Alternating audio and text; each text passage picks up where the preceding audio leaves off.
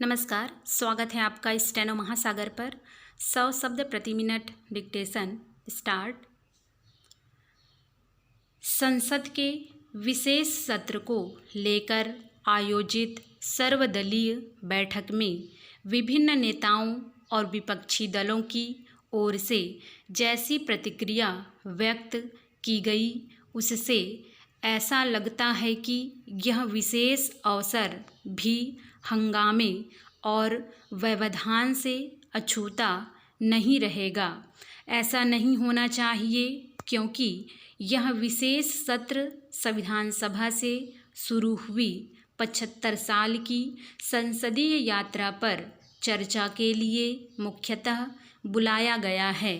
न केवल इस विषय पर गंभीरता से चर्चा होनी चाहिए, बल्कि इस पर चिंतन और मनन भी होना चाहिए कि संसदीय कार्यवाही कैसे गरिमापूर्ण तरीके से चले, क्योंकि इससे इनकार नहीं किया जा सकता कि पिछले कुछ वर्षों में संसद में कामकाज के तौर तरीकों में गिरावट आई है। ऐसे अवसर दुर्लभ ही रहे हैं जब संसद में कोई सार्थक चर्चा हुई हो। यह दुर्भाग्यपूर्ण है कि संसद में भी विरोध के लिए विरोध की राजनीति अधिक देखने को मिलती है। विपक्षी दल संसद में चर्चा करने से अधिक नारेबाजी करने, नारे लिखी हुई तख्तियाँ दिखाने में ज़्यादा ऊर्जा खपाते हैं। पिछले कुछ वर्षों में तो ऐसा लगातार हो रहा है और इसके चलते कई सत्र ऐसे भी रहे जब कोई खास काम नहीं हो सका।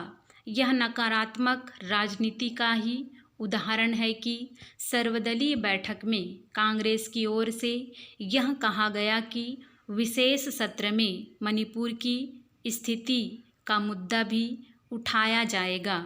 सरकार ने संसद के पिछले सत्र में इस विषय पर चर्चा को लेकर कई बार सहमति जताई थी और अविश्वास प्रस्ताव पर बहस के दौरान प्रधानमंत्री और गृह मंत्री की ओर से विपक्ष के सवालों के जवाब भी दे दिए गए थे।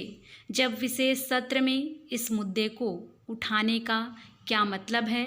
स्वतंत्रता के अमृतकाल में संसदीय यात्रा पर चर्चा के लिए बुलाए गए विशेष सत्र के प्रति कांग्रेस ने अब तक जैसा रुख प्रदर्शित किया है, उससे ऐसा लगता है कि उसने सरकार के प्रत्येक कदम का आंख बंद कर विरोध करने का निर्णय कर लिया है और वह इसे ही विपक्षी दल के रूप में अपनी भूमिका समझ रही है।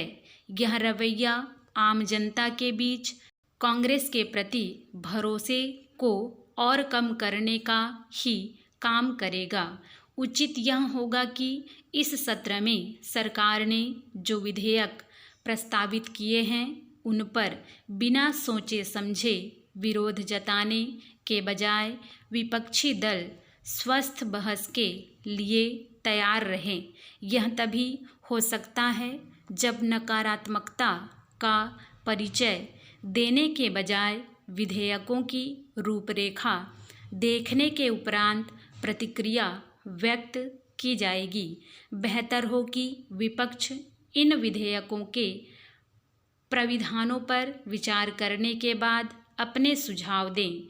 यह ठीक है कि विपक्षी दल को सरकार के किसी भी कदम और कार्य का विरोध करने का अधिकार है, लेकिन संसद में तो कम से कम आम सहमति की राजनीति की संभावनाएं टटोली जानी चाहिए। स्टॉप।